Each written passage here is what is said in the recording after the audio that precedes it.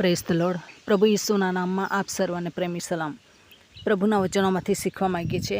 લુકની લખેલી સુવાર્તા 4 અધ્યાય 18મી કલમ. ત્યાં લખવામાં આવ્યું છે, પ્રભુનો આત્મા મારા પર છે, કેમ કે દરિદ્રીઓ આગળ સુવાર્તા પ્રકટ કરવા સારું તેણે મારો અભિષેક કર્યો છે.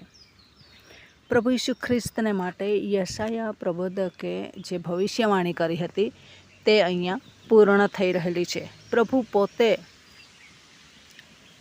એ મંદિરમાં જઈને આ વચન વાંચે છે અને કહે છે છેલ્લે કે આજે આ લેખ પૂરા થયેલા છે. આજે આપણે જોઈએ છીએ તો પ્રભુ ઈસુનો અભિષેક કરવામાં આવ્યો હતો. જે પ્રમાણે કહેવામાં આવ્યું છે કે દરિદ્રીઓ આગળ સુવાર્તા પ્રગટ કરવા સારું તેણે મારો અભિષેક કર્યો છે. હર કોઈ વ્યક્તિની ચોઈસ ધનવાન વ્યક્તિઓ હોય છે. આજે બાળકોની પણ ચોઈસ ધનવાન વ્યક્તિઓની હોય છે, ગરીબોની નથી. કેમ? ગરીબોના ઘરેથી આટલું બધું નહીં મળશે, પરંતુ ધનવાન વ્યક્તિના ઘરેથી મુલાકાત દરમિયાન ઘણું બધું મળી શકે છે. એટલા માટે સેવક પણ એવું કુટુંબ પસંદ કરે છે. પરંતુ આજે પ્રભુએ કયું પસંદ કર્યું છે? કોને સુવાર્તા આપવાની છે? દરિદ્રીઓને સુવાર્તા આપવાને માટે મારો અભિષેક કર્યો છે. કોરિન્થીયોના પત્રમાં જણાવે છે કે મૂર્ખોને મેં પસંદ કર્યા છે, જ્ઞાનીઓને શરમાવાને માટે મેં મૂર્ખોને પસંદ કર્યા છે. પ્રભુની જે પસંદગી છે તે અલગ જ છે. અને એ પ્રમાણે એણે દરિદ્રીઓને સુવાર્તા, એ દરિદ્રીઓ કે જેમને કોઈ જોવા તૈયાર નથી, ફરીને જોવા તૈયાર નથી, મદદ કરવા તૈયાર નથી, વાતો કરવા તૈયાર નથી, ઊભા રહેવા તૈયાર નથી, બેસવા તૈયાર નથી, એવા લોકોને પ્રભુએ પસંદ કર્યા છે. પ્રભુ ઈસુ ખ્રિસ્ત જ્યારે આ જગતમાં હતા એવા સમયમાં એવા લોકોને તમે મિજબાનીમાં બોલાવો કે જેમને આપવાને માટે કશું નહીં હોય, એટલે કે તમને આપવાને માટે કશું નહીં હોય, એવા લોકોને નહીં બોલાવો કે તમે એમને બોલાવો પછી એ લોકો તમને બોલાવે. અરસપરસ બધું થઈ જાય છે.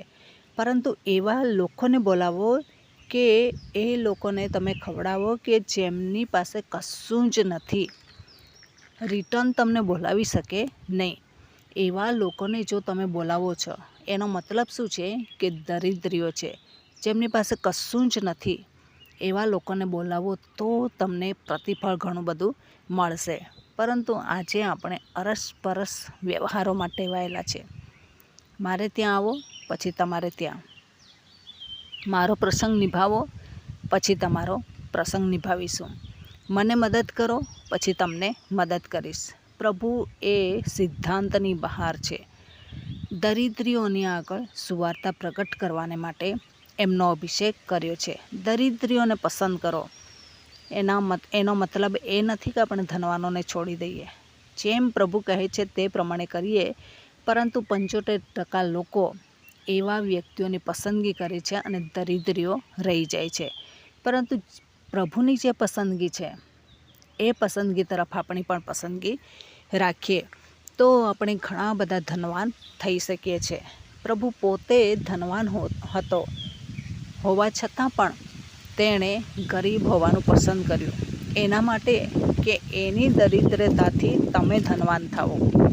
એના ધનવાનપણાથી નહીં, એ ધનવાન હતો પરંતુ દરિદ્રી બનવાથી તમે ધનવાન થઈ શકો છો. જો એ દરિદ્રી જ નહીં બને તો તમે ધનવાન થવાના છો? જો તમે દરિદ્રીની પાસે જાવ જ નહીં, એમની પાસે કોઈ ઓળખાણ જ નહીં રાખો, ઓળખતા પણ નથી, એવી રીતના રહો, તો પછી આપણે ખ્રિસ્તી તરીકે શું નિભાવી રહ્યા છે? આપણો નમૂનો કેવો છે? પ્રભુ ઈસુએ શિષ્યોના પગ ધોયા અને નમ્રતા બતાવી.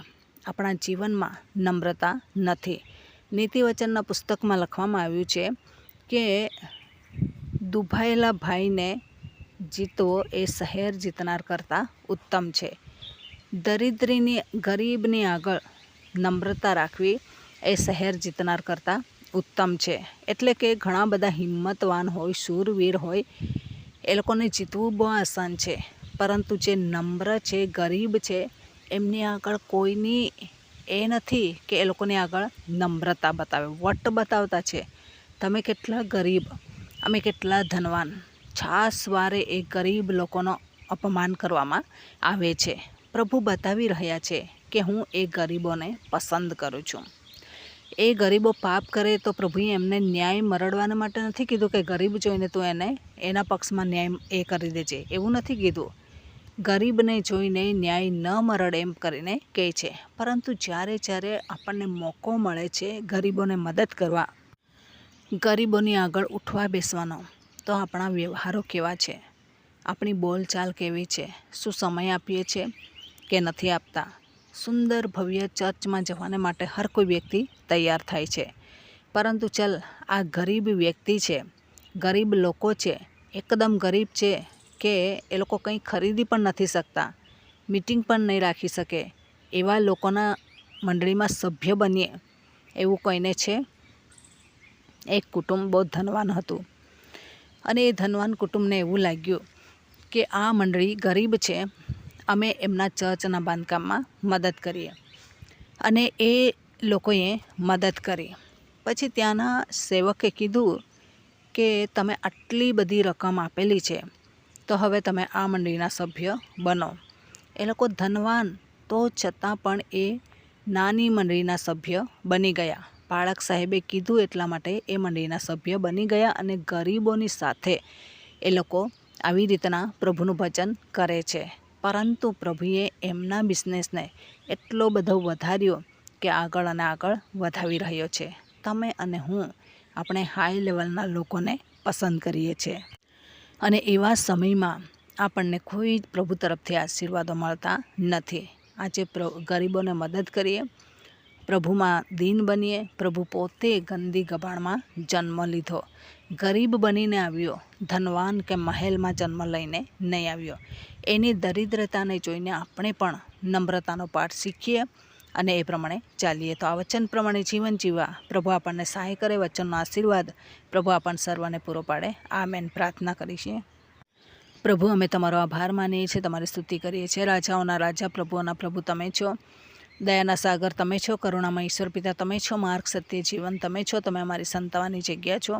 તમામ શ્રોતાજનો પ્રભુ આજે ધનવાન છે તો એમને ગરીબોની સાથે નમ્રતા રાખવા, તેમજ પ્રભુ બની શકે ત્યાં સુધી ગરીબોની મદદ કરવાને માટે તમે કૃપા પૂરી પાડો. એમને જે તાલંતો આપેલા છે એ તાલંતો પણ પ્રભુ એ આવા ગરીબો મધ્યે સેવામાં ઉપયોગી બને એવી કૃપા માગીએ છીએ કે પ્રભુ તમારા અખૂટ ભંડારમાંથી તમે એમને પૂરું પાડો, સ્વર્ગીય ભંડારમાંથી તમે એમને પૂરું પાડો, બદલો આપો એવી કૃપા પણ અમે માગીએ છીએ. આ પ્રાર્થના પ્રભુ ઈશુના મૂલ્યવાન નામની અંદર માગીએ છીએ. સાંભળો, સ્વીકારો. Amen. Thank you. Praise the lord. God bless you. Amen.